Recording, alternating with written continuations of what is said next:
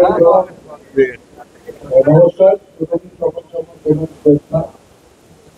অনেক শুভেচ্ছা আপনাদের স্বাধীনতা দিবসে।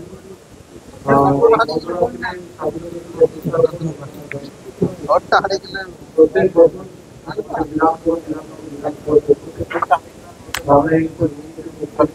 এই হার্টের যে ন্যাশনাল পার্ক সৌদ্র বিশাল সেখানে প্রত্যেকবার আপনার জাতীয় সদস্য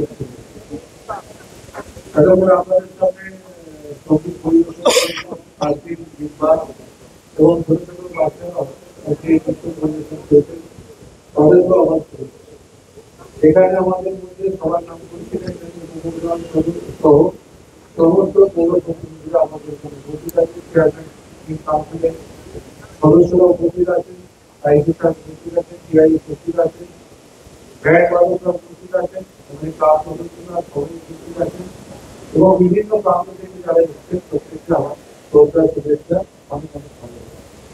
প্রথমেই বলে রাখি আজকের দিনে বিশেষ করে স্বাধীনতা আন্দোলনের ইতিহাসে স্বাধীনতা আনতে যারা জীবন বলিদান করেছিলেন তাদের আত্মত্যাগের মধ্যে দিয়ে আমাদের এই স্বাধীনতা প্রস্তুত।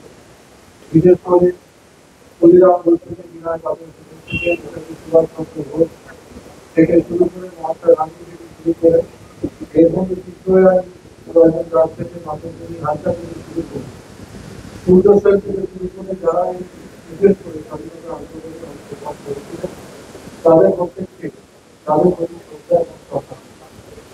আজকের দিনে বিশেষ করে আমাদের সকলকে মনে রাখতে হবে এই স্বাধীনতা যখন আমাদের আন্দোলন হয়েছিল বহু মানুষ জীবন দিয়েছিল, বহু মানুষ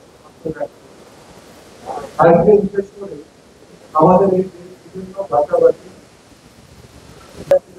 সবাই এই স্বাধীনতা আন্দোলনে সাহায্য করেছে।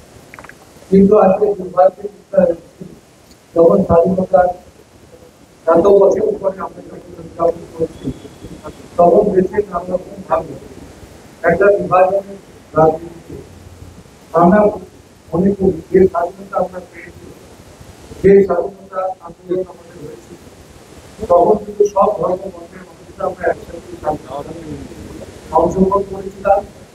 আজকে যে বিভাজন দেশের মধ্যে সৃষ্টি হয়েছে এবং বিশেষ করে বাংলা ভাষার যে আন্দোলন সেটা আমরা মনে করি খুবই খারাপ একটা। আজকে আমাদের ভারতবর্ষের সব সম্প্রদায়ের মানুষ আমাদের বাংলা যারা বাংলা ভাষার আমরা যখন বাস করি তেমনি এখানে বহু হিন্দুবাসী মানুষরা আছে যারা এখানে আমরা সব ভাষাকে শ্রদ্ধা করি, সব ভাষাকে সম্মান করি এবং ভারতবর্ষে আমরা মনে করি সব ধর্ম বর্ণের মানুষরা তাদের নিজেদের ভাষা তারা প্রয়োগ করে এটা মধ্যে প্রভাব খারাপ। আজকে যখন আমরা মনে করছি যে বাংলা ভাষা বলা আজকে যখন দিল্লিতে মুম্বাইতে এবং আসাম নানাভাবে আক্রমণ আমাদের উপর হচ্ছে এবং বাংলা ভাষায় কথা বলে তাদের বাংলাদেশি করে দাঁড়িয়ে দেওয়ার ব্যবস্থা হচ্ছে এবং যখন পেশায় নাম করে ভোটার দিক থেকে নাম বাঁচানোর একটা গভীর ষড়যন্ত্র হচ্ছে তার বিরুদ্ধে আমাদের সবাইকে একত্রিত হতে হবে। আমরা মনে করি এই বাংলা ভাষা বিশেষ করে রবীন্দ্রনাথ ঠাকুরের বাংলা ভাষা, এই বাংলা ভাষা বলতে বর্ণ করেছে আমাদের বিদ্যাসাগর বর্ণ করেছিলেন। আমরা এই সুযোগ পাবো আমাদের এই ভাষায় নেতাজি সুভাষচন্দ্র বসুর কথা বলবো, আমাদের এই ভাষায় গাড়ি নজরুল ইসলাম কথা বলেছে, আমাদের এই ভাষায় মাতঙ্গিনী হাজরা কথা বলেছে, এই ভাষায় স্বামী বিবেকানন্দ কথা বলেছে।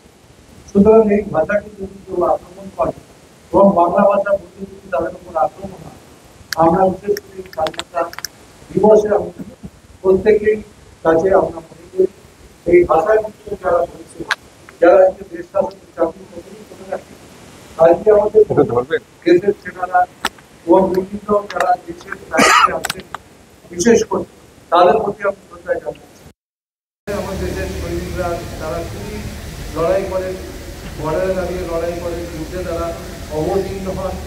কিন্তু আমরা মনে করি এই ভারতবর্ষে সব ধর্ম বর্ণের মানুষ আমরা একসাথে ভাষা যে যার ভাষা এখানেও হিন্দিভাষী বহু লোক যেমন বাস করে তেমনি আমাদের রাজ্য থেকে যখন বাইরের লোকেরা স্কিল লেবাররা যখন কাজে যায় তাদের ওপর যখন আক্রমণ হয় আমাদের এখানেও বহু ভাষাভাষীর মানুষ কেউ বিহার থেকে এসছেন, কেউ উড়িষ্যা থেকে এসছেন, কেউ ঝাড়খণ্ড থেকে এসছেন, কেউ দিল্লি থেকে এসছেন, কেউ মুম্বাই থেকে এসে এখানে কাজ করেন।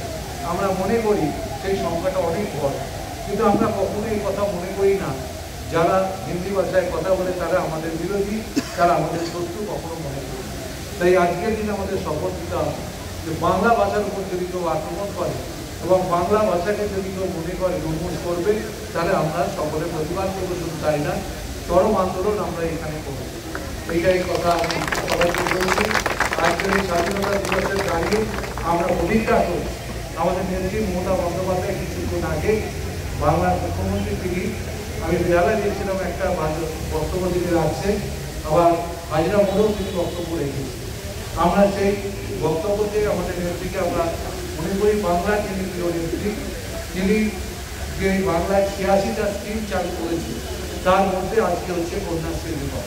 আমি নারীদের সম্মান করি যখন তার সাথে সাথে বলি আজকে কন্যাশ্রী দিবসে বহু মেয়েরা যারা আমাদের সরকার 2013 সাল থেকে কন্যাশ্রী প্রকল্পটা চালু করেছে, একটা সময় বহু মেয়েরা ড্রপ আউট হয়ে যেত, তারা লেখাপড়া বন্ধ হয়ে যেত, তাদের অল্প বয়সে বিয়ে হয়ে যেত। আজকে বিশেষ করে আমরা মনে করি কন্যাশ্রী প্রকল্পের মাধ্যম দিয়ে বহু মেয়েরা আজকে লেখাপড়া করার সুযোগ পেয়েছে। তার কারণ আমি মনে করি এখানে যারা বসবাস করে প্রত্যেকের সঙ্গে আমাদের খুব ভালো সম্পর্ক। শুধু তাই না, তারা বিভিন্ন ভাষাভাষীর মানুষ হতে পারে, বিভিন্ন হিন্দিভাষী হতে পারে, বাংলাভাষী হতে পারে, কিংবা অন্য ভাষার লোক তারা হতে পারে, কিন্তু আমাদের সঙ্গে কোনো রকম কারোর সঙ্গে আমার কোনো খারাপ কোনো সম্পর্ক কখনো হয়নি। তার কারণ আমরা মনে করি, এটাই বিশ্বাস করি, আমরা সর্বধর্ম মানুষকে সমর্থন করি। এখানে মুসলিম সম্প্রদায়ের মানুষ দক্ষিণকারীতে অনেক মানুষ আসছে।